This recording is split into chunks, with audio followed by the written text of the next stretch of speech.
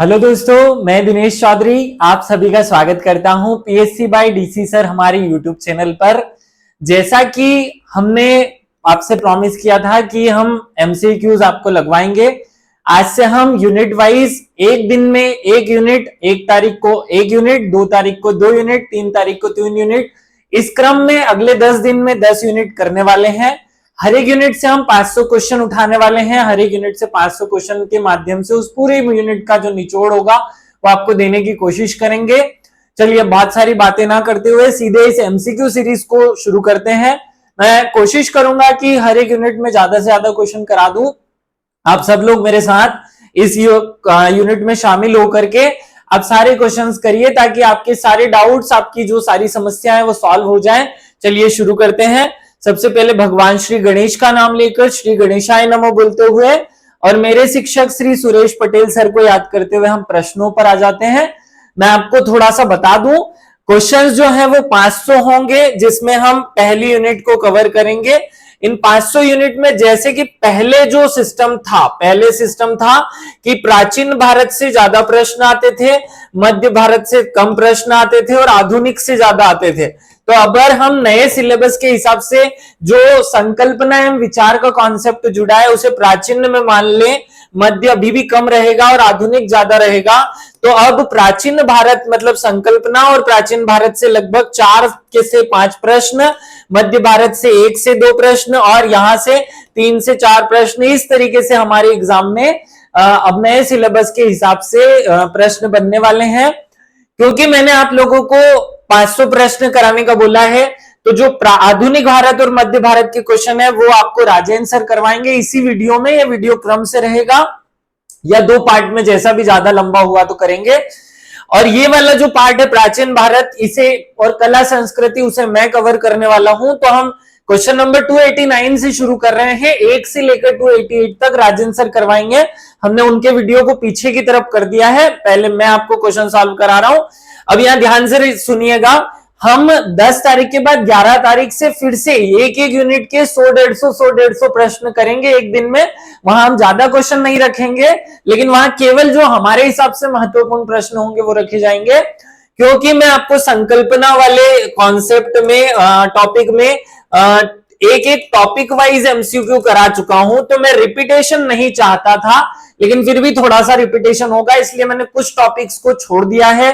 जैसे वेद, उपवेद, अरण्यक, ब्राह्मण, ये 3-4 टॉपिक छोड़ दिए हैं, बाकी के टॉपिक इन्वॉल्व किए हैं। चलिए बहुत सारी बातें ना करते हुए सीधे हम एमसीक्यूज पर आते हैं। 289वें नंबर से क्वेश्चंस हम शुरू कर रहे हैं, 1 से लेकर इसी वीडियो में आगे जब मेरा 500 तक पहुंच जाएगा तो फिर राजेंद्र सर का वीडियो आएगा और उसी में 1 से लेकर 288 तक के क्वेश्चन होंगे। 289 नंबर पे पहला प्रश्न है, वेद शब्द का क्या अर्थ है? जल्दी से बताइए कि वेद शब्द का क्या अर्थ है। स्क्रीन पर आपके क्वेश्चन है।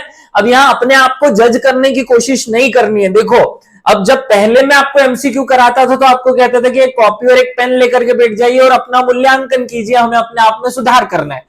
अब कोई मूल्यांकन नहीं करना है, आप कॉपी पेन की जरूरत नहीं है, आप केवल इस वीडियो को देखिए और कोशिश कीजिए कि इनको याद, जो क्वेश्चन आपको याद है उनके आंसर आप हमें कमेंट करके बताएं या किसी न किसी रूप में आप लिख लें। अपना नंबर मत जोड़ना।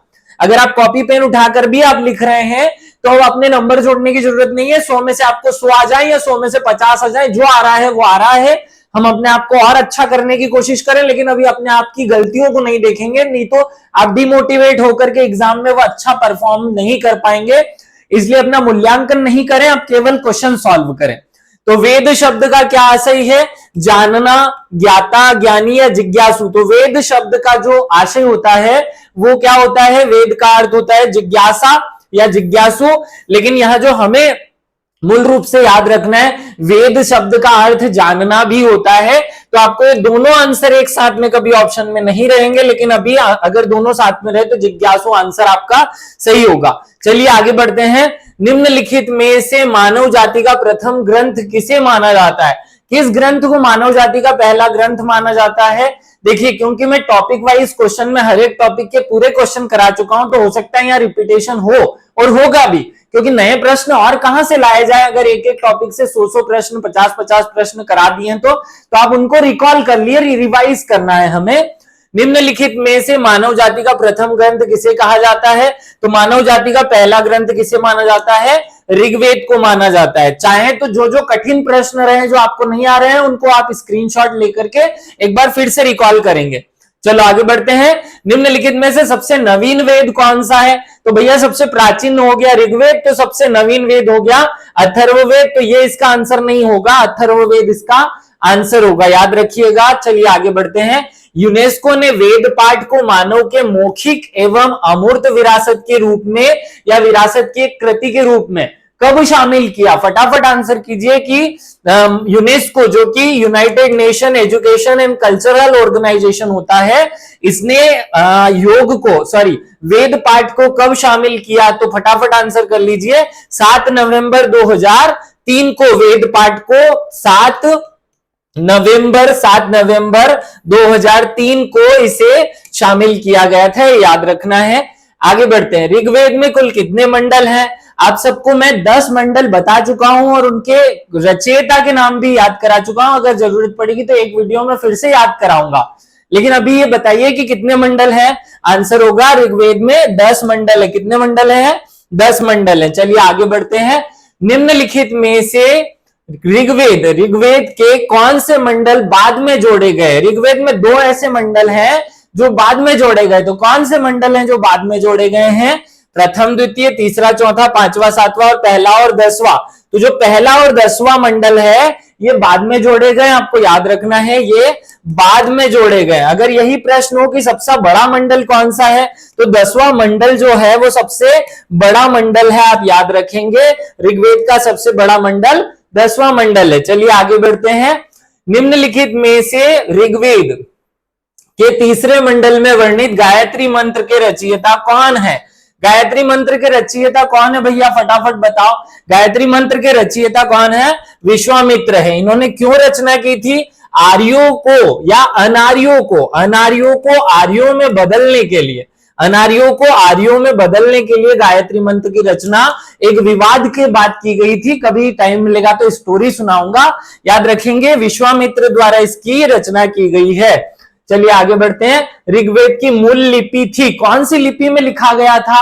आप सबको पता है प्राचीन भारत में पाली, प्राकृत, ब्राह्मी, खरोष्टी ऐसी लिपियां चलती थी। तो ऋग्वेद कौन सी लिपि में लिखा गया है? आपको याद रखना है, ऋग्वेद जो है वो ब्राह्मी लिपि में लिखा गया है। ऐसे ही हमें जैन धर्म की लिपि याद रखनी है और बौद्ध धर्म की लिपि याद रखनी है। तो आप कमेंट करके बताएंगे कि जैन धर्म की लिपि और बौद्ध धर्म की लिपि कौन सी थी। जल्दी से बता दीजिए कि पाली थी या प्राकृत थी। बस ये 2 ही हैं, ये हैं या ये हैं। जल्दी से आंसर आपको कमेंट करके बताना है कि जैन धर्म और बौद्ध धर्म की। वैसे मैंने आंसर कर दिया है, लेकिन फिर भी मैं चाहता हूं कि आप कमेंट करके बताएं। चलिए आगे बढ़ते हैं। ऋग्वेद में सबसे प्रमुख देवता कौन है? देखो ऋग्वेद में कौन से देवता को सबसे प्रमुख देवता माना गया है? तो ऋग्वेद में इंद्र का जो वर्णन है वो 250 बार और अग्नि का जो वर्णन है वो 200 बार मिलता है। ये 2 प्रमुख देवता हैं। तो प्रमुख देवता कौन से होंगे ऋग्वेद के? आपको याद रखना है, इंद्र को प्रमुख देवता बताया गया है ऋग्वेद में। चलिए आगे बढ़ते हैं। निम्न में से किस वेद में यज्ञों से संबंधित नियमों का वर्णन है? तो भाई यज्ञ से संबंधित नियम जो है वो कहाँ है? यज्ञ से संबंधित नियम जो है वो यजुर्वेद में है। कहाँ है? यजुर्वेद में। तो आंसर होगा यजुर्वेद में यज्ञ से संबंधित नियमों का वर्णन है। चलिए और आगे बढ़ते हैं। निम्नलिखित में से कौन सा वेद कर्म कांडीय है? इनमें से कौन सा वेद है जो कर्म कांड की बात करता है? तो भैया यज्ञ क्या है? यज्ञ कर्म कांड की बात करते हैं। तो यज्ञ अनुष्ठान जो भी क्रियाएं हैं वो सब कर्म कांड की बात करती हैं। तो यजुर्वेद जो है वो कर्म कांडीय हो जाएगा। आगे बढ़ते हैं। ऋग्वेद के पाठकर्ता को क्या कहा जाता है? जल्दी से बताओ कि ऋग्वेद के पाठकर्ता को हम क्या कहते हैं? ऋग्वेद के पाठकर्ता को होत कहा जाता है। क्या कहा जाता है? होता या होत्र। याद रखिएगा, ऋग्वेद के पाठकर्ता होत हैं। आगे बढ़ते हैं। निम्नलिखित में से भारतवर्ष शब्द का अर्थ क्या है? कौन सा ऐसा शब्द है जो भारतवर्ष इस शब्द को प्रेजेंट कर दे? ऐसा स्थान या महाद्वीप जो प्रकाशमय हो, ऐसा एक निश्चित वर्ष की अवधि के लिए बोला गया है, या वर्षा वाले स्थान के लिए, या संलग्न प्रदेश के लिए? जल्दी से बताओ। तो एक ऐसा स्थान जो कि हमेशा प्रकाशमान हो, किससे? ज्ञान से प्रकाशित हो, उसे हम कहेंगे भारतवर्ष। चलिए आगे बढ़ते हैं। सर्वप्रथम भारत का उल्लेख किस अभिलेख में मिलता है? तो आप सबको याद रखना है कि हाथी गुम्फा अभिलेख, जो कि कलिंगराज खारवेल का अभिलेख है, इसमें हमें सबसे पहले भारतवर्ष शब्द का उल्लेख मिलता है। आगे बढ़ते हैं। निम्नलिखित में से किस अभिलेख के अनुसार भारतवर्ष का नाम प्रथम जैन तीर्थंकर ऋषभ देव के पुत्र भरत के नाम पर पड़ा? स्टोरी भी बताई है मैंने आपको। कौन सा ऐसा अभिलेख है जिसमें यह वर्णन है?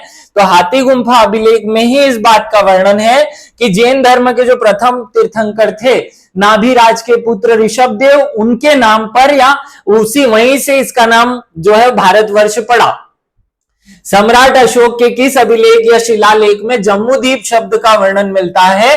देखो, बौद्ध भाषाओं में या बौद्ध, क्योंकि अशोक ने बौद्ध धर्म अपना लिया था, तो क्योंकि बौद्ध धर्म अपना लिया था तो अशोक के जितने भी अभिलेख हैं वहां बौद्ध भाषाएं मिलेगी, तो बौद्ध में इसे भारत को जम्बूद्वीप कहा जाएगा। तो कौन से अभिलेख में?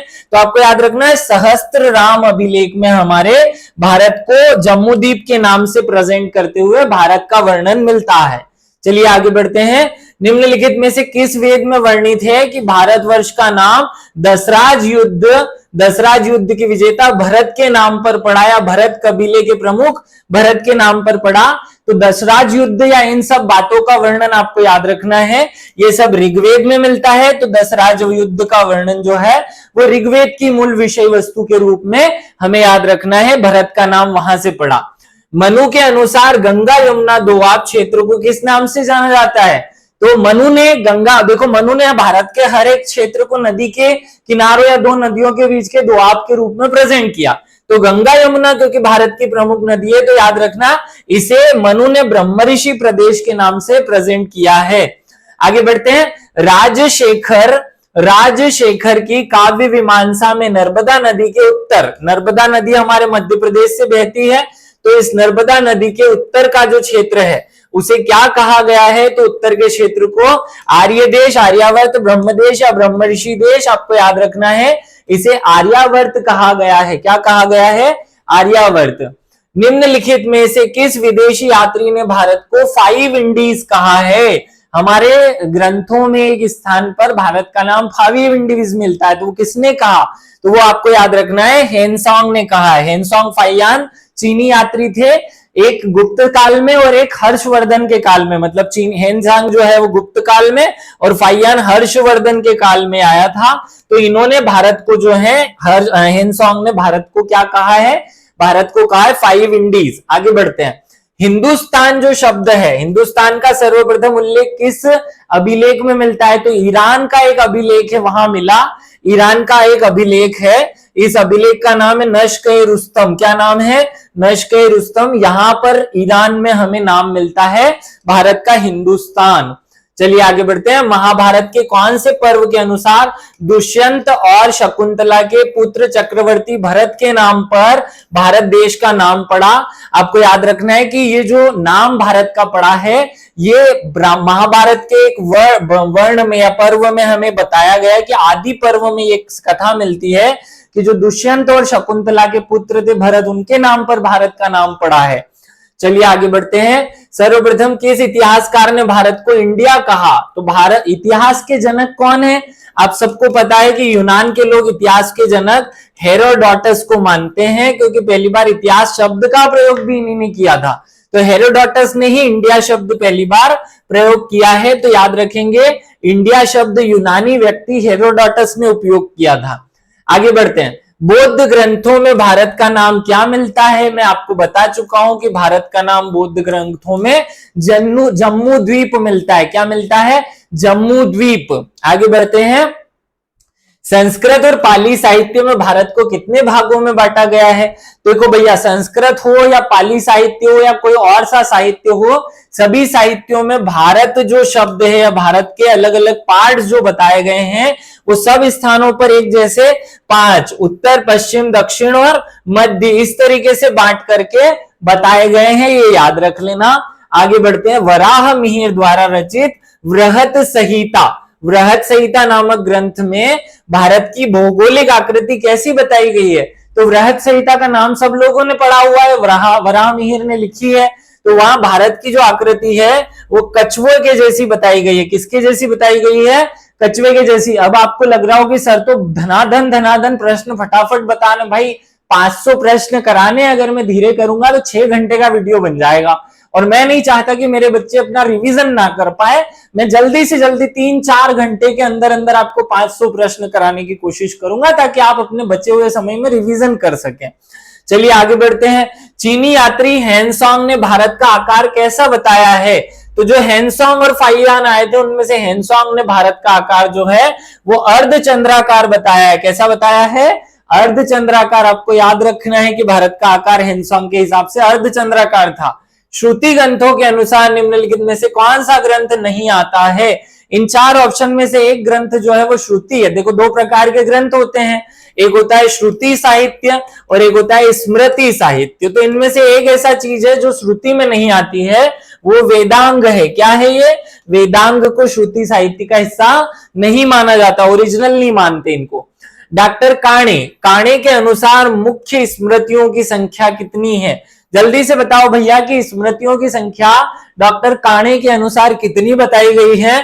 तो डॉक्टर काणे ने जो है वो 18 बताई है। स्मृतियों की संख्या कितनी है? स्मृतियों की संख्या भैया 18 है। ऐसा कौन कहता है? डॉक्टर काणे। चलिए आगे बढ़ते हैं।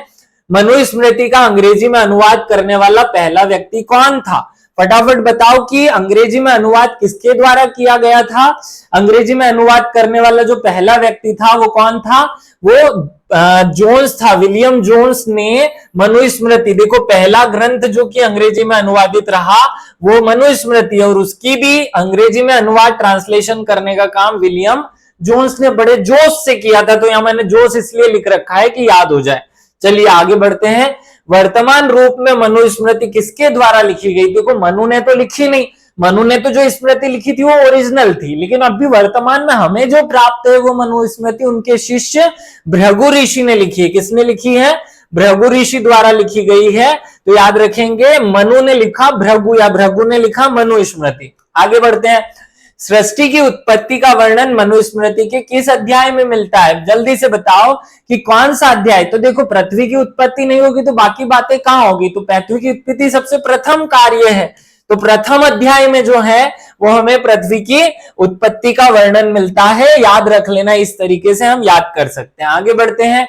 विज्ञानेश्वर द्वारा रचित मिताक्षरा नामक टीका किस स्मृति पर लिखी गई है? तो ये जो टीका लिखी गई है विज्ञानेश्वर की, इसको हम कहते हैं याज्ञवल्क्य स्मृति पर लिखी गई है। किस पर लिखी गई है? मिताक्षरा याज्ञवल्क्य स्मृति पर लिखी गई। बहुत महत्वपूर्ण किताब है याज्ञवल्क्य स्मृति। चलिए आगे बढ़ते हैं। निम्नलिखित में से कौन सी स्मृति सर्वप्रथम महिलाओं के संपत्ति अधिकार? अब देखो यहाँ क्वेश्चन ये नहीं है कि महिलाओं के लिए बराबर का अधिकार, महिलाओं के लिए संपत्ति का अधिकार, तो वो भी याज्ञवल्क्य स्मृति जो है वही बताती है। याज्ञवल्क्य स्मृति ने ही महिलाओं के लिए संपत्ति का अधिकार पहली बार बताया था। नारद स्मृति में 18 अध्याय हैं, और इन 18 अध्यायों को क्या कहा जाता है? आपको याद रखना है, नारद जी से व्यवहारिक आदमी इस दुनिया में कोई नहीं हुआ, पूरी व्यवहारिक बातें करते हैं। तो नारद स्मृति में जो बातें कही गई हैं, अध्याय है, उनको व्यवहार पद कहा जाता है। याद रखिएगा। आगे बढ़ते हैं। निम्नलिखित में से प्राचीन अर्थशास्त्र में किस स्मृति के नाम से जाना जाता है? तो किस स्मृति को? देखो अर्थशास्त्र तो कौटिल्य ने लिखी, लेकिन हमें यह पता है कि एक प्राचीन अर्थशास्त्र भी कही जाती है, और वो कहलाती है बृहस्पति स्मृति। कौन सी स्मृति? बृहस्पति स्मृति को हम प्राचीन अर्थशास्त्र की संज्ञा देते हैं।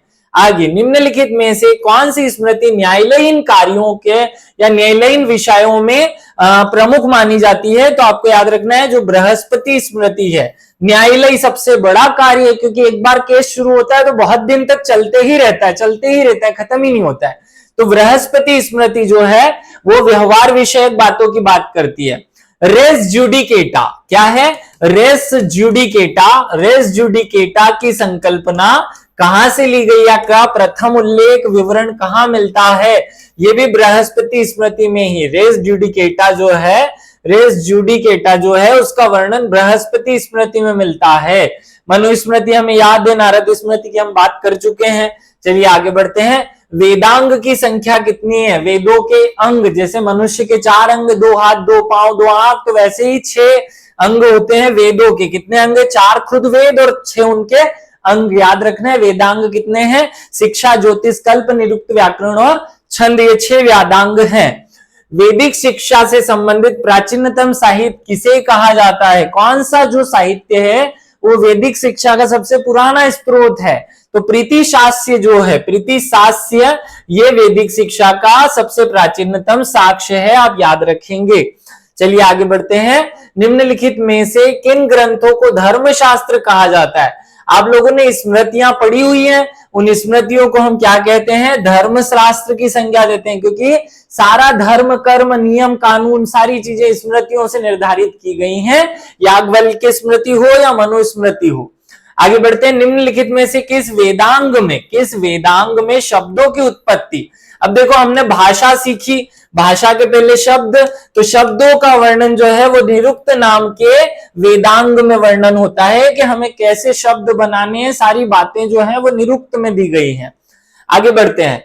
क्लिष्ट वैदिक शब्दों का संकलन क्या कहलाता है? क्लिष्ट मतलब कठिन, जो कठिन शब्द हैं वो घटिया शब्द भी कहलाते हैं, घटिया भी होते हैं ना, तो इसलिए हमने नी लगा दिया, निघट्टू लगा दिया। तो निघंटू जो है वो क्या है? कठिन शब्दों को कहा जाता है, प्रेजेंट किया जाता है। और आगे बढ़ते हैं। भाषा शास्त्र का प्रथम ग्रंथ किसे माना जाता है? तो भाषा शास्त्र का प्रथम ग्रंथ वही होगा जिसने हमें शब्द सिखाए हैं। शब्द किसने सिखाए हैं? निरुक्त ने सिखाए हैं, तो भाषा शास्त्र का पहला ग्रंथ भी निरुक्त हो जाएगा। और आगे बढ़ते हैं। निम्नलिखित में से किसमें वैदिक समाज के नियमों और कानूनों का वर्णन मिलता है? तो कानूनों और जो नियम है उनका सबका वर्णन हमें धर्मसूत्र में मिलता है। कहां मिलता है? धर्मसूत्र में। याद रखना, धर्मसूत्र वो ग्रंथ है जहां वैदिक समाज के नियमों और कानूनों की बातें की गई है, कानूनों का वर्णन मिलता है। चलिए आगे बढ़ते हैं। निम्नलिखित में से कौन सा भारतीय ज्यामिति का प्राचीनतम ग्रंथ माना जाता है? तो जो प्राचीनतम ग्रंथ माना गया है, किसका प्राचीनतम ग्रंथ माना गया है? हमारे ज्यामिति का। ज्यामिति समझते हैं? ज्यामिति वो आकृतियां हैं या उनको कहा जाता है जिनसे हम अपना कोई भी कोई भी आकृति का निर्माण करते हैं, तो वो शल्व सूत्र में दिया गया है। कहां दिया गया है? शल्व सूत्र में पहली बार ज्यामितीय आकृतियों का वर्णन है।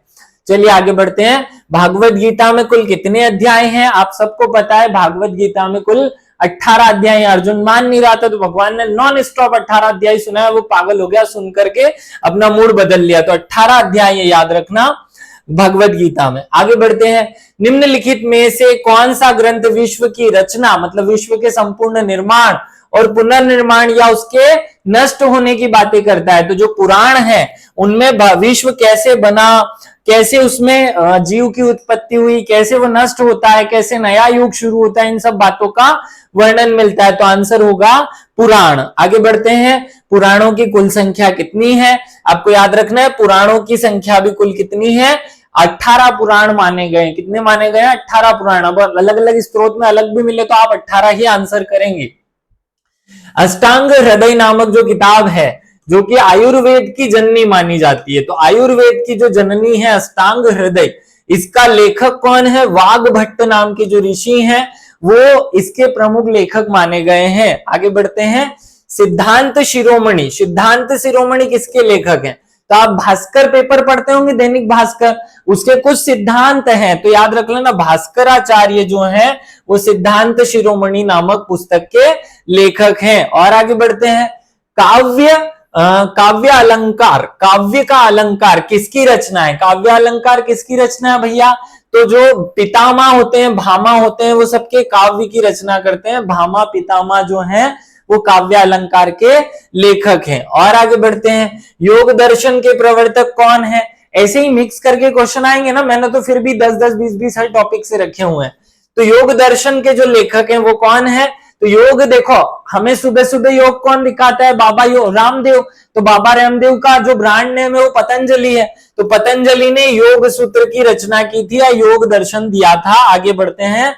नव्य न्याय किसे कहा जाता है? न्याय दर्शन का नया स्वरूप नव्य न्याय, जिसके लेखक या जिसकी जो शुरुआत करता है वो गंगेश उपाध्याय हैं। चलिए आगे बढ़ते हैं। अगला प्रश्न है, अन्वीक्षिका किसे कहा जाता है? अन्वीक्षिका मतलब आंखों से देखना, और जो आंखों से देखेगा वही तो न्याय कर सकेगा। तो अन्वीक्षिका किसे कहा जाता है? न्याय दर्शन को अन्वीक्षिका के उपनाम से जाना जाता है। आपको याद रखना है, अन्वीक्षिका क्या है? न्याय दर्शन का वास्तविक नाम। आगे बढ़ते हैं, वैशेषिक दर्शन के प्रवर्तक कौन है? तो पूरा विश्व कैसे बना है? छोटे छोटे कणों से बना हुआ है, तो वैशेषिक दर्शन के रचयिता हो गए कणाद। और आगे बढ़ते हैं, पाशुपत्य दर्शन किस दर्शन का उपनाम है? पाशुपत्य मतलब समझते हैं आप, भगवान शिव को पशुपतिनाथ भी कहते हैं, तो वही पाशुपत्य दर्शन जो है उसके लेखक कौन है? याद रखना, जो वैशेषिक दर्शन है, पूरा विश्व पशुपति से बना, तो वैशेषिक दर्शन जो है, पशुपत्य दर्शन का नाम जो है वो वैशेषिक दर्शन हो जाएगा। आगे बढ़ते हैं, न्याय दर्शन, न्याय के जुड़वा दर्शन के रूप में किस दर्शन को जाना जाता है? तो भैया न्याय का जो मूल जो है, न्याय की विशेषता है कि वो सब लोगों के लिए बराबर होता है, तो विशेषता से बन जाता है वैशेषिक। तो न्याय दर्शन का जुड़वा दर्शन हो गया वैशेषिक दर्शन। और आगे बढ़ते हैं, जैमिनी किस दर्शन के प्रवर्तक हैं? तो देखो दो दर्शन है, पूर्व मीमांसा और उत्तर मीमांसा। तो पूर्व मीमांसा के जैमिनी और उत्तर मीमांसा के बादरायण, बाद में आया ना इसलिए बादरायण। तो पूर्व मीमांसा जो दर्शन है इसके लेखक हैं जैमिनी। और आगे बढ़ते हैं, अगला प्रश्न है, सांख्य दर्शन की उत्पत्ति किस उपनिषद से होती है? किस उपनिषद को सांख्य दर्शन की उत्पत्ति का स्रोत माना गया है? सांख्य दर्शन पे ही जैन और बुद्ध धर्म टिके हुए थे, तो श्वेताश्वर उपनिषद जो है उसी से सांख्य दर्शन निकला, ऐसी मान्यता है, याद रखना, ऐसा वास्तविकता भी है। सांख्य दर्शन के आदि प्रवर्तक कौन है? देखो संख्या है, तो संख्या में रन कौन बनाता है? कपिल देव ने बहुत संख्यात्मक रन बनाए हैं, तो महर्षि कपिल जो है वो सांख्य दर्शन के आदि प्रवर्तक हैं। और आगे बढ़ते हैं, निम्नलिखित में से जगत की उत्पत्ति का सिद्धांत जो है वो किस दर्शन में दिया गया है?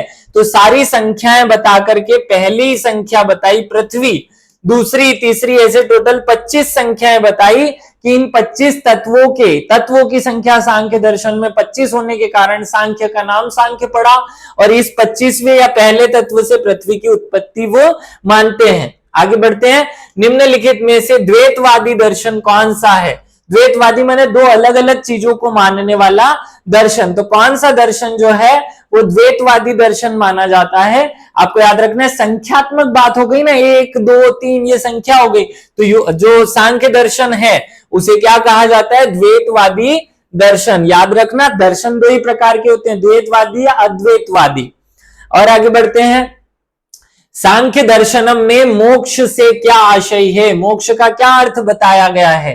तो सांख्य दर्शन में मोक्ष का आशय बताया गया है, जीवन भर के लिए दुखों का नाश हो जाना ही मोक्ष है। वहां मृत्यु के बाद मोक्ष को मोक्ष स्वीकार नहीं किया जाता है, वहां जीवन में मोक्ष को इस रूप में स्वीकार किया गया है कि मृत्यु के बाद हो। देखो अगर आपको लग रहा है कि मेरी स्पीड कम है तो आप 2x कर लो, अगर आपको लगता है कि मेरी स्पीड ज्यादा है तो आप 0.5x कर लो, तो आपको टाइम मिल जाएगा क्वेश्चन लगाने का। जो बच्चे क्वेश्चन लगाना चाहते हैं वो इस तरीके का उपयोग करें, अपनी सहूलियत के हिसाब से स्पीड को कम ज्यादा करके देखें। मेरा उद्देश्य है कि मैं अपने बच्चों का कम से कम टाइम जो है वो इस कार्य में लगाऊं जिसमें ज्यादा से ज्यादा इफेक्ट उन्हें दे सकूं, इसलिए इस तरीके से हम चल रहे हैं। आगे बढ़ते हैं, सांख्य दर्शन के अनुसार प्रकृति के त्रिगुणों में कौन सा शामिल नहीं है? सत्व है, रजस है, तमस है, तो जो मनस गुण है ये त्रिगुणों में शामिल नहीं है। पृथ्वी त्रिगुणातीत है, भगवान त्रिगुणातीत है, मनुष्य में 3 गुण नहीं है, तो मनुष्य में एक ही गुण होता है। सत्य कार्यवाद का सिद्धांत किस दर्शन की देन है भाई? सत्य कार्यवाद का सिद्धांत जो है वो कौन सा दर्शन देता है? फटाफट बताओ। सत्य कार्यवाद का दर्शन जो है वो सांख्य दर्शन नाम का जो दर्शन है वहां से लिया गया है। सत्य कार्यवाद का सिद्धांत सांख्य दर्शन की देन है। और आगे बढ़ते हैं, सत्य कार्यवाद के सिद्धांत को सांख्य दर्शन में किस नाम से या किस रूप में जाना गया है? कार्य कारण सिद्धांत के नाम से, कि एक कार्य तभी होता है जब कारण उसके पीछे जिम्मेदार हो। और आगे बढ़ते हैं, योग दर्शन में तत्वों की संख्या, देखो सांख्य दर्शन जो था वहां पर तत्वों की संख्या थी 25, उसी में योग दर्शन ने एक और योग कर दिया, तो क्या हो गई दर्शनों की संख्या, तत्वों की संख्या 26। तो याद रखना योग दर्शन में तत्वों की संख्या जो है वो 26 स्वीकार की गई है, 26 हमें याद रखना है। और आगे बढ़ते हैं, योग दर्शन में संख्यात्मक रूप से 25वें तत्व के साथ साथ एक तत्व जोड़ा गया जिससे योग दर्शन बना, और वो एक तत्व कौन सा स्वीकार किया गया, तो वो एक तत्व ईश्वर स्वीकार किया गया। वहां ईश्वर को स्वीकार ही नहीं किया गया था, यहाँ ईश्वर को स्वीकार कर लिया गया। और आगे बढ़ते हैं, धारणा, ध्यान, समाधि। देखो हम अष्टांगिक योग पढ़ते हैं तो उसमें अलग अलग चीजें हैं, तो उसमें लास्ट की 3 है, ध्यान, धारणा, समाधि। ये करने से मनुष्य को क्या प्राप्त हो जाता है, केवल्य प्राप्त हो जाता है। क्या प्राप्त हो जाता है, तो उसका एक चैप्टर है जिसका नाम है केवल्यपाद।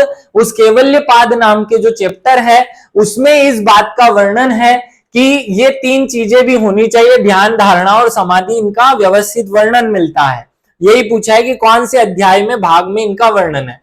ऐसे ही वहां मोक्ष का वर्णन कहां है, तो मोक्ष जो है वो किसी व्यक्ति को प्राप्त हो जाए तो वो आपके लिए विभूति बन जाता है। तो मोक्ष का वर्णन जो है वो योग दर्शन में विभूति पाद नाम के अध्याय में मिलता है, विभूति पाद नाम के चैप्टर में, अध्याय में, भाग में मिलता है। आगे बढ़ते हैं, चित्त वृत्तियों का नाश, मतलब हमारे मन की चिंताओं को नष्ट कर देने के लिए ही योग है। ये परिभाषा किसने दी, तो योग दर्शन की परिभाषा या योग के जनक ही पतंजलि हैं। तो ये परिभाषा भी कौन देंगे, पतंजलि ने दी है। किसने दी है, पतंजलि ने दी है। ऐसे जोड़ जोड़कर याद रखना, मुझे भी याद है। न्याय सूत्र, न्याय सूत्र के लेखक कौन है, चलो बताओ भाई, न्याय सूत्र के लेखक कौन है। न्याय सूत्र के लेखक कौन है, अक्षपाद गौतम, क्योंकि उन्होंने पूरी पृथ्वी पर न्याय को फैलाने की कोशिश की, न्याय को स्थापित करने की कोशिश की। और आगे बढ़ते हैं, निम्न में से किस दर्शन का उपनाम तर्क विद्या है। तर्क जब आप उपयोग करते हो तभी तो आप तर्क कुतर्क से न्याय तक पहुंच पाते हो। तो तर्क विद्या या हेतु विद्या नाम जो है वो न्याय दर्शन का मिलता है। न्याय दर्शन जो है वो आपको किस नाम से मिलेगा, तर्क विद्या या तर्क हेतु विद्या के नाम से।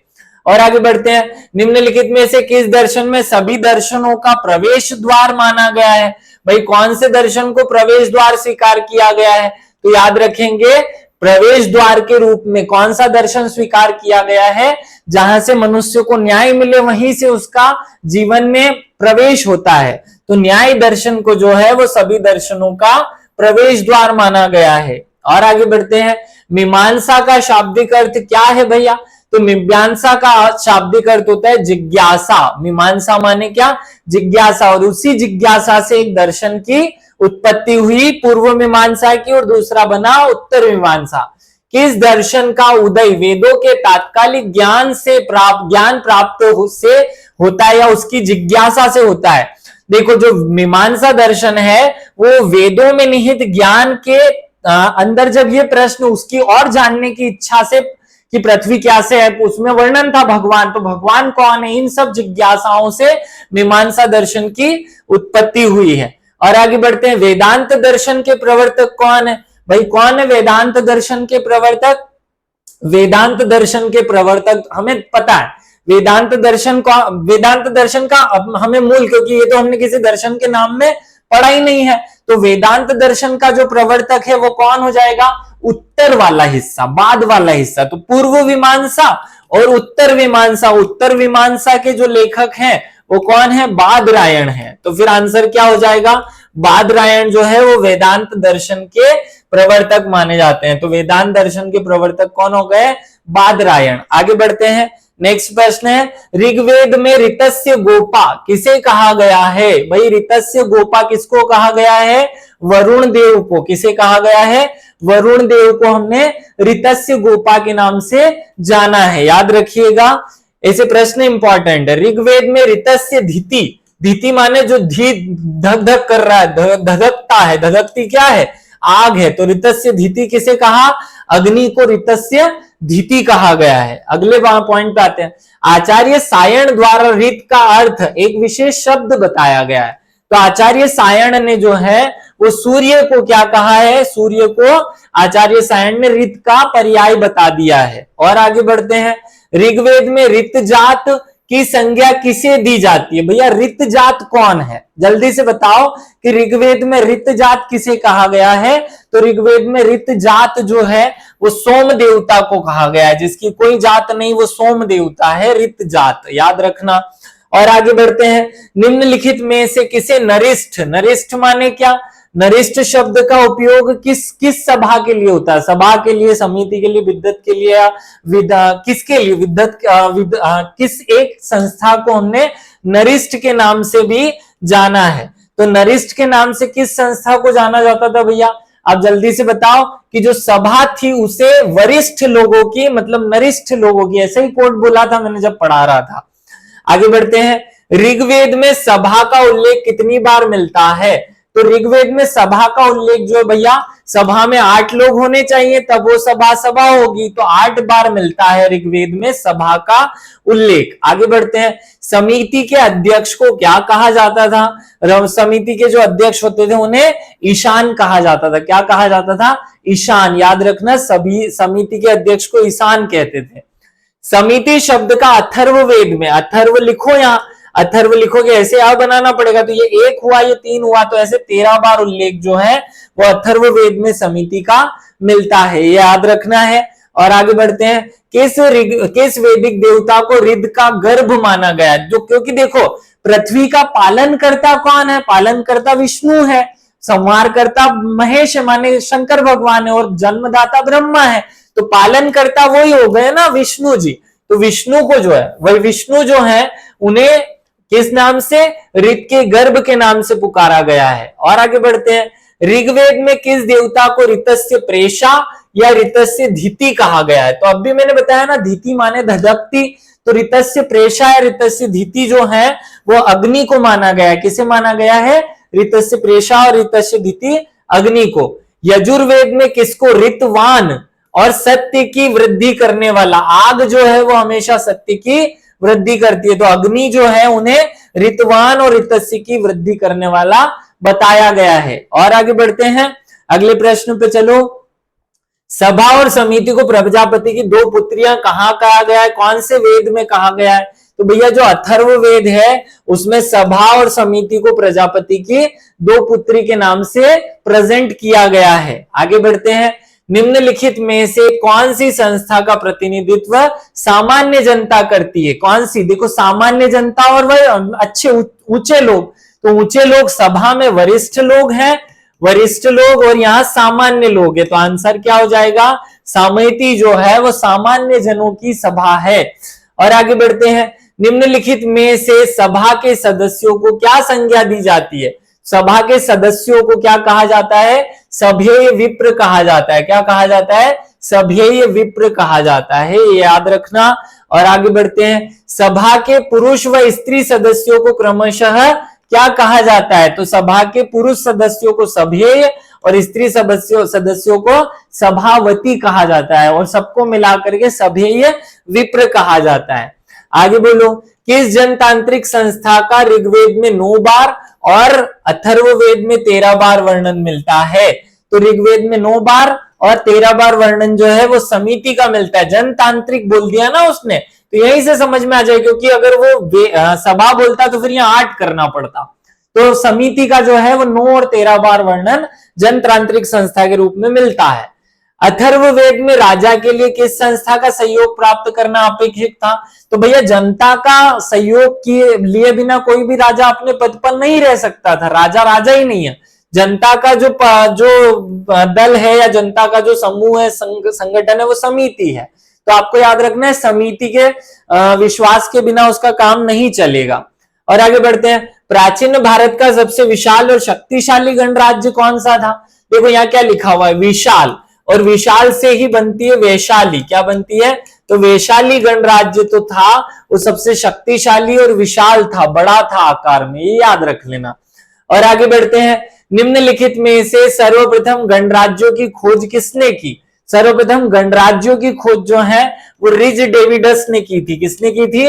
रिज डेविडस द्वारा गणराज्यों की खोज की गई थी, ये पॉइंट याद रखिएगा। और आगे बढ़ते हैं, कौटिल्य द्वारा रचित अर्थशास्त्र नामक ग्रंथ में राज्यों के 2 प्रकार बताए गए हैं। वो कितने प्रकार बताए गए हैं? तो तो राज्यों के दो प्रकार बताए गए हैं, नाम भी मैंने पढ़ाए हुए हैं, नाम कमेंट करके जरूर बताना कि क्या नाम बताए गए। चलो आगे बढ़ते हैं। वज्जी संघ के 8 न्यायालयों का वर्णन। अब किसी किसी किताब में 7 लिख दिया है तो गलत है भैया, 8 न्यायालय थे। 8 न्यायालयों का वर्णन कहां मिला? तो सुमंगल विलासनी नाम की जो किताब है वहां पर इन 8 न्यायालयों का वर्णन जो है वो मिलता है। मैं चाहूं तो हर एक प्रश्न के बारे में और डिटेल बता दूं तो फिर हमारे पढ़ने का महत्व नहीं रहेगा। आप अगर वो पढ़ना है तो फिर रिकॉल कीजिए अपने उन वीडियोस को, वो पढ़े यूट्यूब पर। और आगे बढ़ते हैं। निम्नलिखित में से कौन सा गणराज्य मध्य प्रदेश के दमोह जिले में? तो दम है तो खाकर बता। तो खारपारिक जो खारिक होते हैं ना वो कड़क हो जाते हैं। खारिक माने छुआरे, छुआरे को मालवा में खारिक कहते हैं, तो वो कड़क हो जाते हैं। तो दम है तो खारिक खा के बता। तो खारपारिक जो है वो दमोह में था। आगे बढ़ते हैं। निम्नलिखित में से कौन सा गणराज्य अपनी पुलिस शक्ति के लिए, तो जब पुलिस होगी तो राम राज्य आएगा, तो रामाग्राम जो है वो अपनी पुलिस शक्ति के लिए जाना जाता था। याद रखना, रामाग्राम जो है वो पुलिस शक्ति के लिए जाना गया। आगे बढ़ते हैं। 6ठी शताब्दी ईसा पूर्व निम्नलिखित में से रोहिणी नदी जल विवाद किन 2 गणराज्यों के बीच हुआ? तो जब पिछली बार हमने एमसीक्यू टॉपिक वाइज किए थे वहां थोड़ा सा गलत हो गया था, नाम याद रख लेना। शाक्य और कोलिय जो है उनके बीच में, नदी के बीच का विवाद था जिसे बुद्ध ने सॉल्व करवाया था।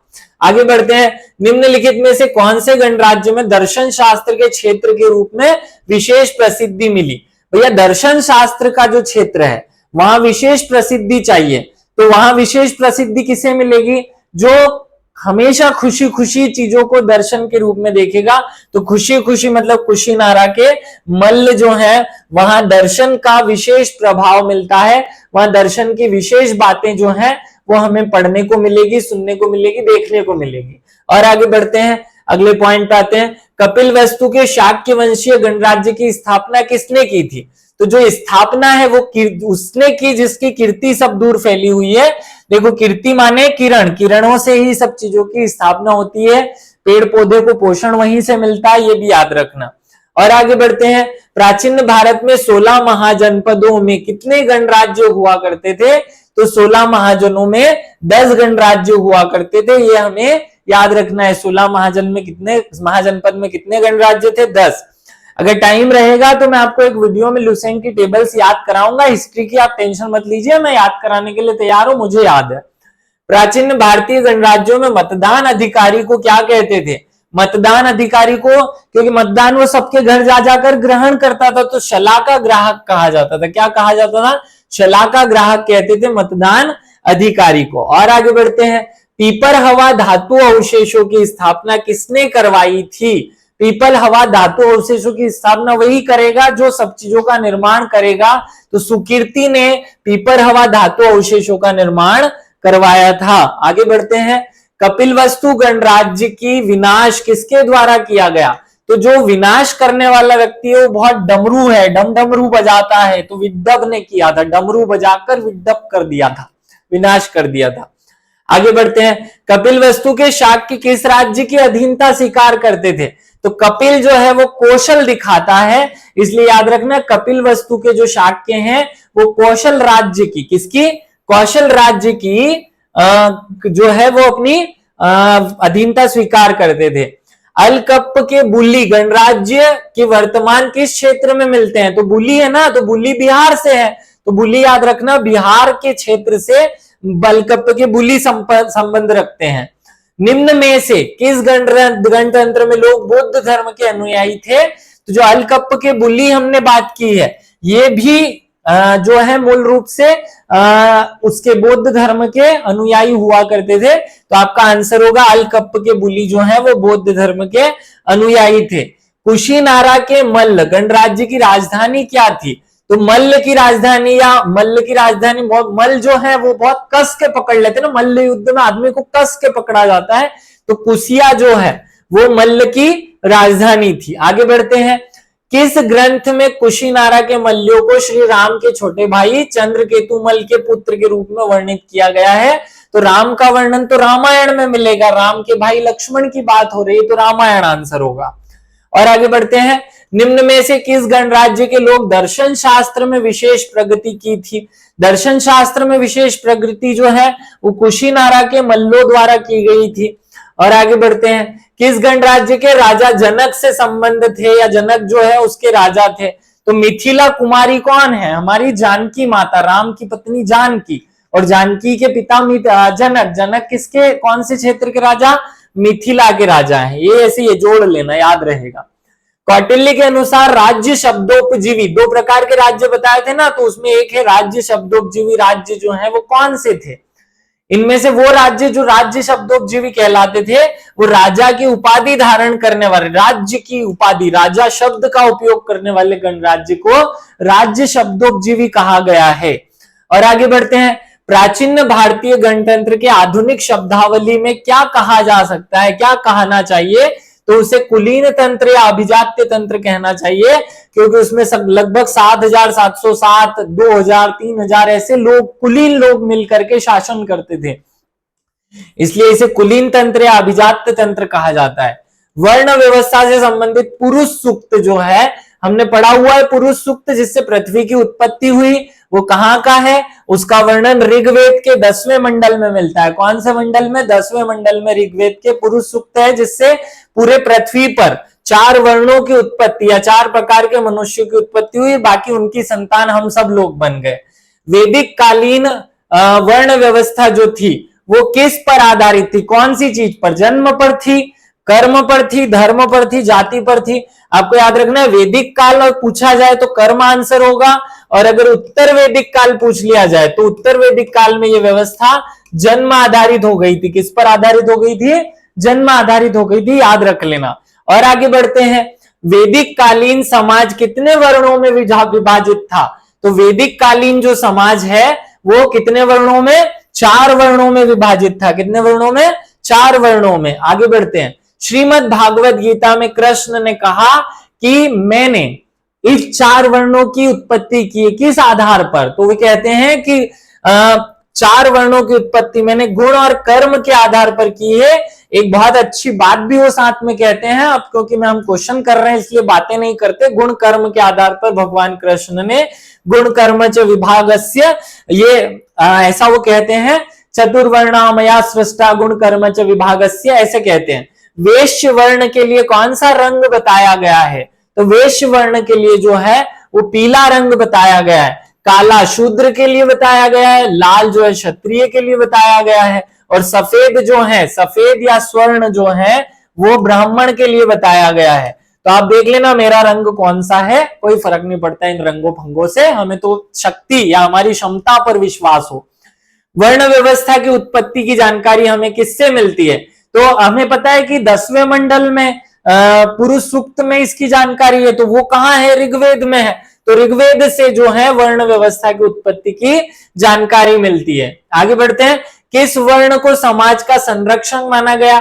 आप सबको पता है जो क्षत्रिय है वो रक्षा करेगा, ब्राह्मण जो है वो शिक्षा अध्ययन या शिक्षा पढ़ाने पढ़ने का काम करेगा, वैश्य उत्पादन का और शूद्र सेवा का कार्य करेगा। तो आंसर क्या हो जाएगा? क्षत्रिय। आगे बढ़ते हैं, निम्नलिखित में से किस वर्ण की कोई संतति या कोई संपत्ति का प्रावधान नहीं रखा गया था? तो क्योंकि शूद्र सेवा करता है, इसको संपत्ति की क्या जरूरत है, ऐसा मान करके शूद्र के लिए संपत्ति का प्रावधान नहीं रखा गया। निम्नलिखित में से किस वर्ण को विप्र, द्विज या द्विजोत्तम, द्विजोत्तम मतलब द्विज में उत्तम, द्विज में उत्तम कहा गया है?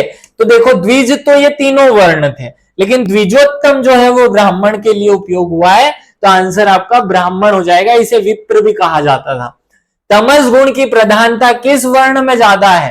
देखो सत्व गुण की प्रधानता है तो ब्राह्मण हो गया, है ना। रजस गुण की प्रधानता है तो क्या हो गया? क्षत्रिय हो गया, और क्षत्रिय हो गया। इन दोनों गुणों का मिक्सचर है तो वैश्य हो गया, और अगर तीसरा तमस गुण है तो फिर क्या हो गया? वो शूद्र हो गया। तो क्वेश्चन है कि तमस गुण की प्रधानता, तो शूद्र में तमस गुण की प्रधानता बताई गई है। आश्रम शब्द की उत्पत्ति संस्कृत की किस धातु से हुई है? तो आश्रम शब्द की उत्पत्ति श्रम से हुई है। श्रम का मतलब होता है मेहनत करना, तो कहीं किसी उम्र में किसी पड़ाव में हम मेहनत करें वही आश्रम है। छांदोग्य उपनिषद और मनुस्मृति में आश्रमों की चर्चा की गई। कितने आश्रम बताए गए हैं? तो छांदोग्य उपनिषद में बताना है हमें 3 आश्रम। कितने? छंद कितने याद रखने हैं? 3 छंद हैं, याद रखिएगा।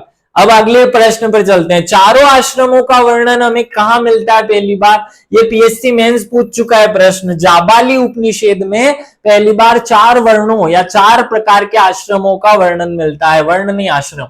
किस आश्रम का संबंध? सम्यक न्यास, वो गांधी जी का जो ट्रस्टीशिप वाली पिक्चर है ना, उससे है। तो याद रखना, संन्यास आश्रम में जब व्यक्ति जाता है तो वो ट्रस्टी बन जाता है पूरी पृथ्वी का। उसको संरक्षण करना है पृथ्वी की हर चीज का, तो ट्रस्टीशिप का सिद्धांत या सम्यकता की बात की जाती है संन्यास आश्रम में। आगे बढ़ते हैं। निम्नलिखित में से किस संस्कार को गृहस्थ आश्रम का प्रवेश द्वार कहते हैं? गृहस्थ आश्रम में पत्नी मिलेगी तब होगा प्रवेश, तो विवाह के बाद गृहस्थ आश्रम में प्रवेश हो जाता है। और आगे बढ़ते हैं। उपनयन संस्कार किस आश्रम का प्रवेश द्वार कहा गया है? तो ब्रह्मचर्य में तब प्रवेश होगा जब हम पढ़ाई करने जाएंगे, और पढ़ाई होगी उपनयन से शुरू, तो उपनयन संस्कार को उसका प्रवेश द्वार कह दिया। चारों आश्रमों का सर्वश्रेष्ठ आश्रम कौन सा है? ऐसा कोई आश्रम जिसमें रहकर आदमी सारे कर्तव्य, मोक्ष, सारे पुरुषार्थ की पूर्ति कर ले, वो गृहस्थ आश्रम है, सबसे बेस्ट आश्रम माना गया है। और आगे बढ़ते हैं। निम्नलिखित में से कौन से आश्रम व्यवस्था की श्रेणी में नहीं है? गृहस्थ आश्रम है, वानप्रस्थ है, संन्यास है, तो वृद्धाश्रम जो है वो नहीं होगा। बहुत मुस्कुराने वाला प्रश्न है। आगे बढ़ते हैं। निम्नलिखित में से कौन सा आश्रम व्यवस्था का सही क्रम है?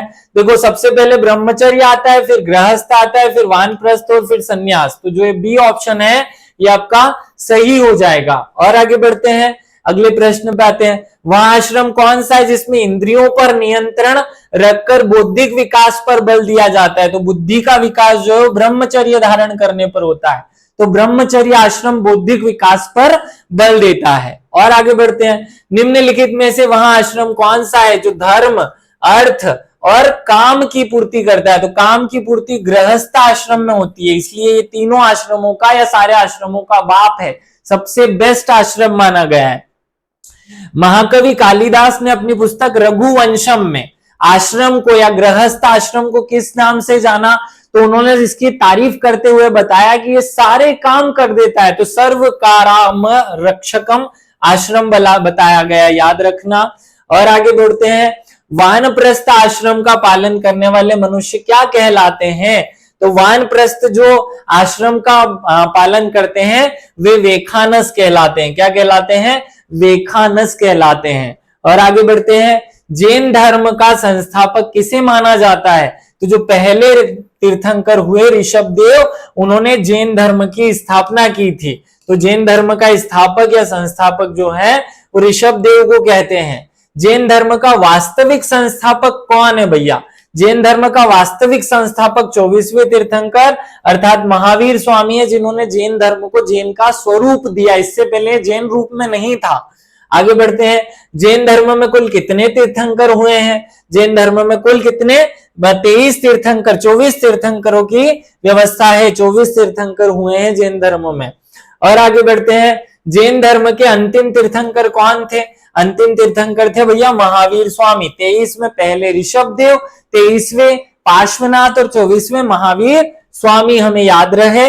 आगे बढ़ते हैं। नेक्स्ट प्रश्न पे आओ। जैन धर्म के 24वें तीर्थंकर महावीर स्वामी का प्रतीक चिन्ह क्या था?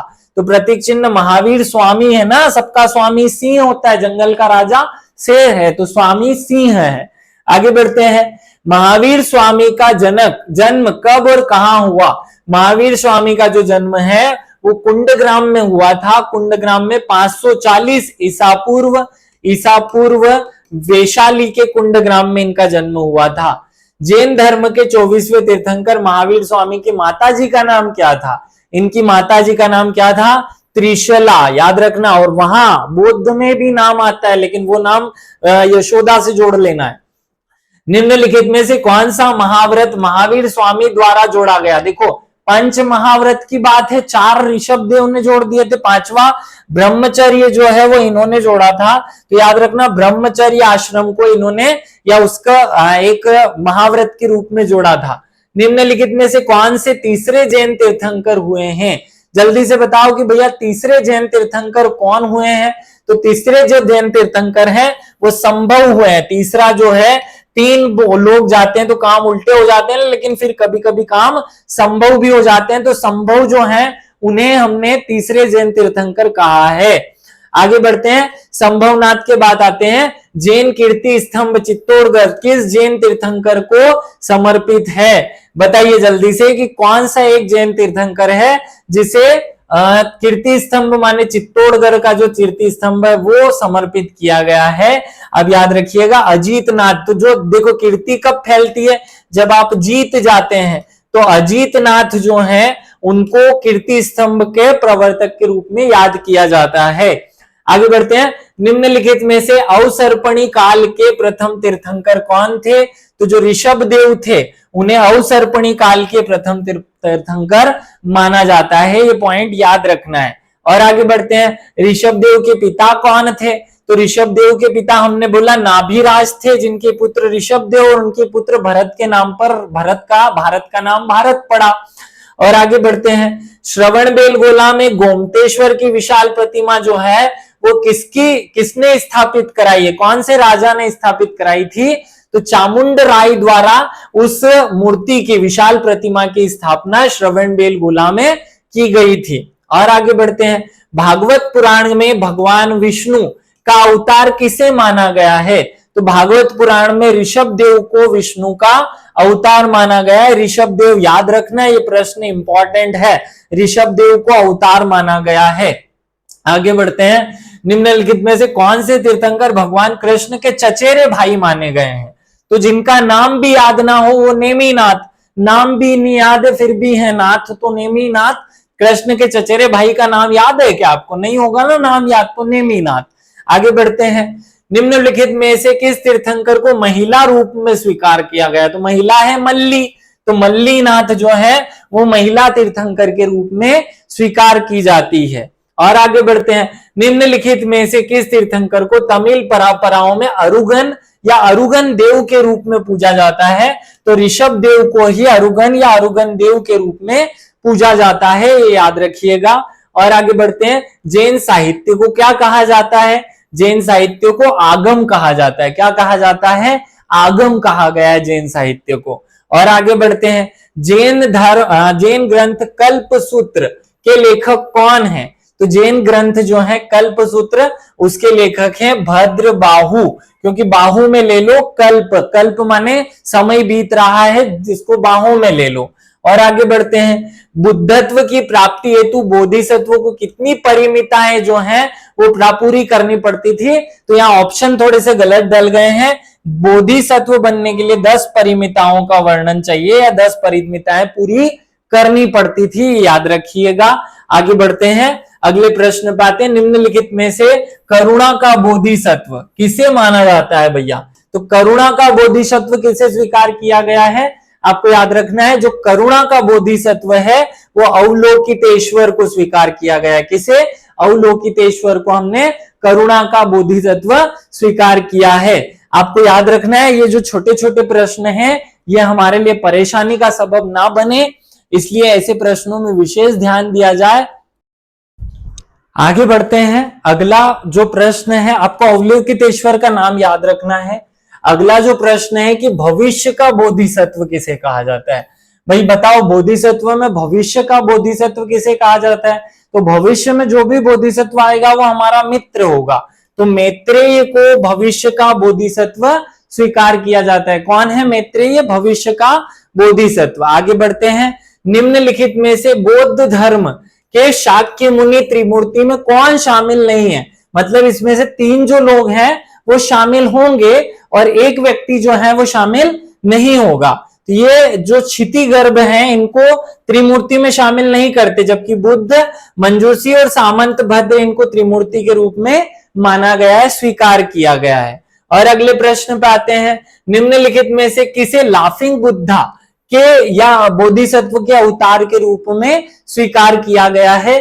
तो जो लाफिंग बुद्धा है वो हमारे मित्र हैं, लाफ का हमें हंसाते हैं, तो मित्र ही हंसाता है, तो मैत्रेय जो है वो लाफिंग बुद्धा के रूप में स्वीकार किए गए हैं। निम्नलिखित में से किस बोधिसत्व को एक बौद्ध भिक्षु के रूप में स्वीकार किया जाता है या माना जाता है? आपको याद रखना है, जो क्षितिगर्भ है, कौन है? क्षितिगर्भ। क्षितिगर्भ को एक बौद्ध भिक्षु माना गया है, क्योंकि गर्भ में है ना, अभी बड़ा नहीं हुआ है, तो क्षितिगर्भ जो है वो बौद्ध भिक्षु माने गए हैं।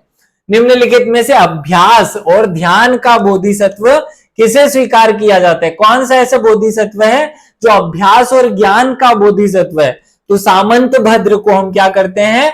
अभ्यास और ज्ञान का बोधिसत्व स्वीकार करते हैं। चलिए, निम्नलिखित में से क्षितिगर्भ बोधिसत्व का जुड़वा बोधिसत्व कौन सा है? भाई क्षितिगर्भ का तो क्षिति माने होता है पृथ्वी, क्षिति माने क्षिति जल पावक गगन समीरा हम पढ़ते हैं ना, तो उसका बोधिसत्व जो भाई होगा वो उसका जुड़वा होगा, वो आकाश गर्भ होगा। और आगे बढ़ते हैं, बिहारों और बौद्ध शिक्षाओं के संरक्षक के रूप में किस बोधिसत्व को जानते हैं? तो संरक्षक के रूप में हम जानते हैं स्कंद को। किसे जानते हैं? स्कंद को। ये संरक्षक है। संरक्षक और स्कंद में बहुत ज्यादा अंतर नहीं लिखने में, इससे याद हो जाएगा। और आगे बढ़ते हैं, निम्नलिखित में से किसको अपमानित ना करने वाला बोधिसत्व स्वीकार किया गया है? तो अपमानित ना करने वाला बोधिसत्व है सदा परिभूत, जो कभी अपमानित ना हो, सदा ऐसा का ऐसा ही रहे, सदा परिभूत कहलाएगा।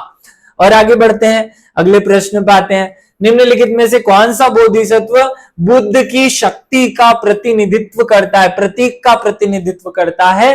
तो बुद्ध की जो शक्ति का प्रतिनिधित्व करता है वो कौन सा बोधिसत्व है? तो उसे हम उनके हाथ से निकलती है ना शक्ति, हाथ को कहते हैं वज्रपाणी। वज्रपाणी माने हाथ, वज्र माने वज्र जैसा हाथ। आगे बढ़ रहा हूं, निम्नलिखित में किसको बुद्धि के बोधिसत्व के रूप में स्वीकार किया गया? तो बड़ा सरल है, बुद्धि का बोधिसत्व कौन है? जो हमें श्री मतलब विजय दिलवाए। तो मंजूश्री जो है, मंजूश्री जो है वो हमें बुद्धि के बोधिसत्व के रूप में याद रहते हैं। आगे बढ़ो, निम्नलिखित में से बौद्ध धर्म के अनुयायी किस बोधिसत्व को, दलाई लामा को बोधिसत्व का अवतार मानते हैं, या किस बोधिसत्व का अवतार उन्हें स्वीकार किया जाता है? तो जो प्रमुख बोधिसत्व है वो अवलोकितेश्वर है और इसी के अवतार के रूप में दलाई लामा स्वीकार किए गए हैं। और आगे बढ़ते हैं, निम्नलिखित में से किस ग्रंथ में बोधिसत्व का वर्णन है? ऐसा कौन सा किताब है इन तीनों चारों में से? कमल सूत्र, जातक ग्रंथ, विनय पिटक और सुप्त पिटक। तो कमल सूत्र जो है उसने सारे बोधिसत्वों का वर्णन किया हुआ है। आगे बढ़ते हैं, अगला प्रश्न है, विवेकानंद रॉक मेमोरियल कहां पर है? अब ये क्वेश्चन मैं अपनी तरफ से बताऊं उससे ज्यादा महत्वपूर्ण है, आप बताएं। टापू पर है और इनमें से टापू वाली जगह सारी की सारी है, आपको याद रखना है कन्याकुमारी में विवेकानंद रॉक मेमोरियल है। यहां से जो कला संस्कृति वाला पोर्शन है उसके क्वेश्चन चालू हो रहे हैं। देखो, हम चाहते तो और भी ज्यादा क्वेश्चन संकल्पना विचार से रख सकते थे, लेकिन क्योंकि हमने वहां टॉपिक वाइज क्वेश्चन करा लिए हैं, बाकी के हिस्से को भी कवर करना है, तो यहां से 40-50 प्रश्न कला संस्कृति से, उसके बाद फिर आधुनिक भारत और फिर मध्य भारत को मिक्स करके क्वेश्चन हमने बनाए हुए हैं। आगे बढ़ते हैं, सितारा देवी कला संस्कृति से है। सितारा देवी का संबंध कब से है? तो सितारा जो है वो देखते देखते आप थक जाओगे रात में, तो कथक से संबंधित है सितारा देवी, याद रह जाएगा। और आगे बढ़ते हैं, बिरजू महाराज का संबंध किससे है? तो जितने भी महाराज हैं वो थक जाते हैं, तो बिरजू महाराज का संबंध भी किससे हो जाता है? कथक से हो जाता है, ये याद रखना है आपको।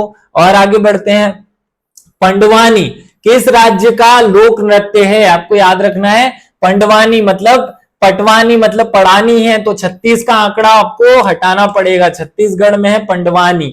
पंडवानी गायिका भी बहुत फेमस है, एक नाम बताइएगा कमेंट में। भांगड़ा कहाँ का लोक नृत्य है? तो भांगड़ा कहाँ किया जाता है कि जो पंजाबी लोग हैं वो भांगड़ा करते हैं, तो पंजाब का लोक नृत्य हो गया भांगड़ा।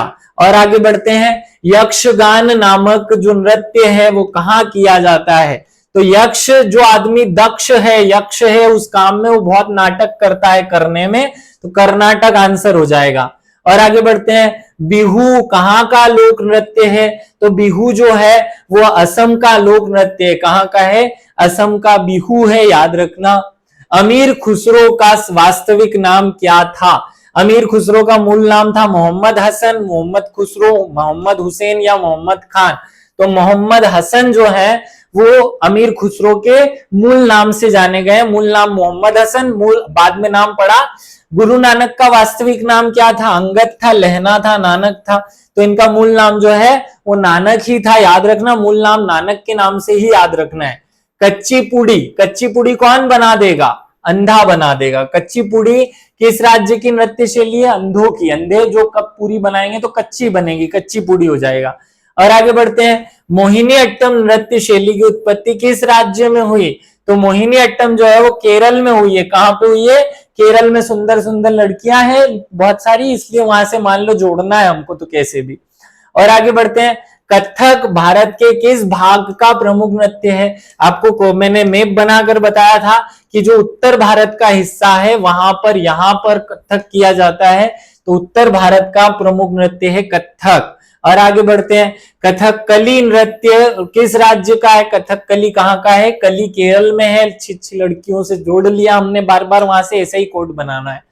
निम्न में से कौन सी शास्त्रीय नृत्य शैली देवदासी नृत्य की परंपरा की विरासत के रूप में नहीं जानी जाती है? तो कौन सी नृत्य शैली है जो देवदासी से नहीं जुड़ी जाती, वो किसी और चीज से, वो पुरुषों से जोड़नी है? तो मणिपुरी जो है वो हमने आपको याद कराया था, वो पुरुषों से जोड़ी, तो देवदासी से नहीं होगा वो फिर। तो ओडिसी, कच्चीपुड़ी और भरतनाट्यम तीनों ही देवदासी से जन्मे हैं, या देवदासी परंपरा का विकसित स्वरूप जो है वो इनके रूप में सामने आया है। मुखौटा नृत्य कौन करता है? तो मुखौटा नृत्य का संबंध किस नृत्य शैली से है? आपको याद रखना है, जो कथकली होता है उसमें भी मुखौटा पहनते हैं, तो ये दोनों जुड़वा हो जाते हैं इस कारण से। तो मुखौटा नृत्य का संबंध वैसे तो ये अरुणाचल प्रदेश का है, लेकिन आपको याद रखना है कि ये कथकली से संबद्ध है।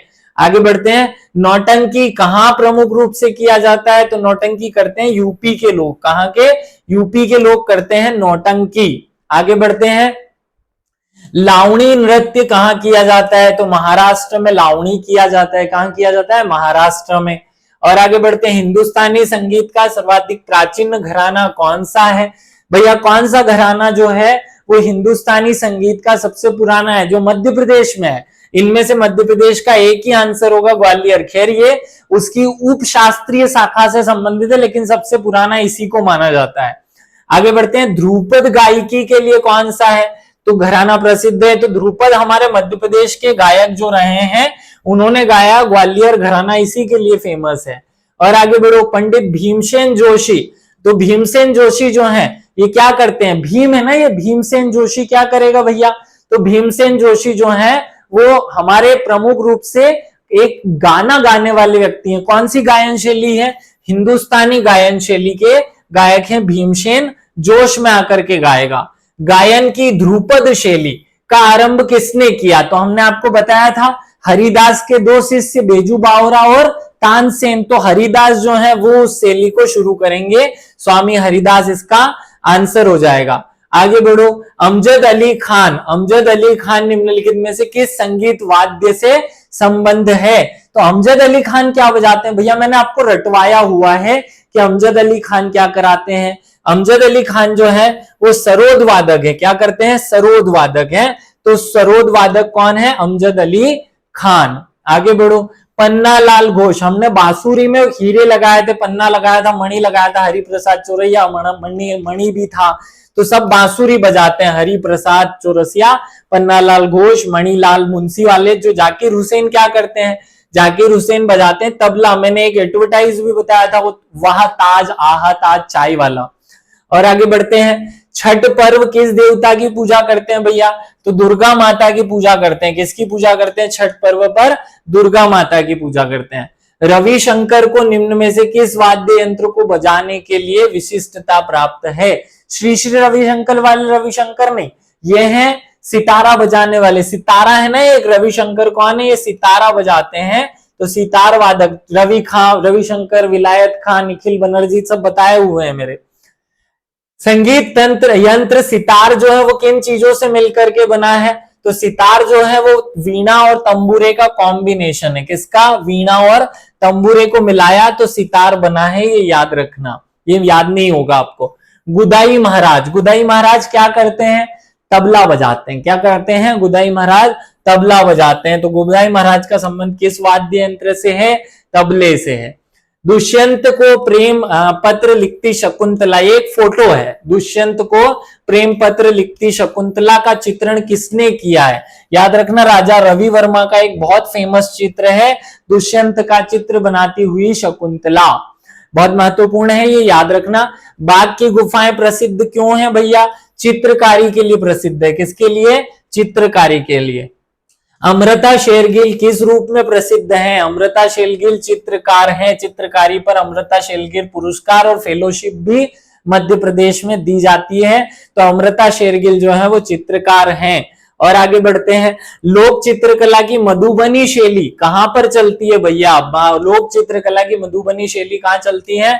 बिहार में मधुबनी चित्रकलाएं या शैलियां बनाई जाती है, बिहार का है मधुबनी। और आगे बढ़ो, मुगल चित्रकला शैली की विशेषता क्या थी? या युद्ध दृश्य, दरबारी चित्रण, पशु पक्षी का प्राकृतिक चित्रण या उपरोक्त सभी? तो आंसर होगा उपरोक्त सभी मुगल काल में फेमस रहे हैं। उस्ताद मंसूद अली खां किस मुगल शासक के शासनकाल में चित्रकार थे? किस प्रमुख शासनकाल के शासक के चित्रकार थे? आपको याद रखना है, ये गिरे हुए के जहांगीर के शासनकाल में चित्रकार रहे हैं उस्ताद मंसूद अली खां, ये पॉइंट याद रखना। और आगे बढ़ते हैं, भारत माता नामक प्रसिद्ध पेंटिंग किसकी है भैया? तो रविंद्रनाथ टैगोर आंसर नहीं है, अवनींद्रनाथ टैगोर याद रखना है। अविंद्रनाथ टैगोर के भाई अविंद्रनाथ टैगोर की है भारत माता। नाम से जोड़ लो, हमने थोड़ा सा जोड़ने के लिए एक बात बोल दी है। आगे बढ़ो, मोनालिसा क्या है भैया? मोनालिसा एक चित्र है, सब में फेमस है ये, जिनको याद नहीं हो याद रखना। मोनालिसा की पेंटिंग है, विश्व प्रसिद्ध है। किसने बनाई कमेंट करके बता देना। पिकासो। विशाखा किस राज्य में मनाया जाने वाला प्रमुख त्योहार है? सॉरी, वैशाखी। वैशाखी कहां मनाया जाता है? तो बैसाखी पंजाब, बिहार, असम और उड़ीसा। कहां मनाते हैं भैया?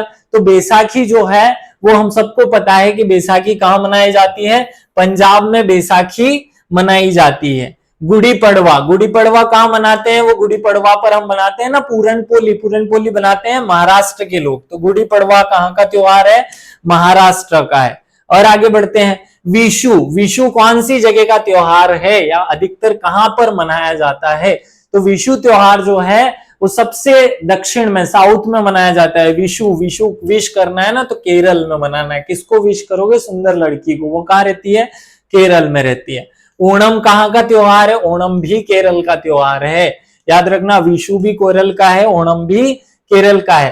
पुरी की रथ यात्रा किसके सामने निकाली जाती है? किसके सम्मान में निकाली जाती है? राम के, विष्णु के, कृष्ण के?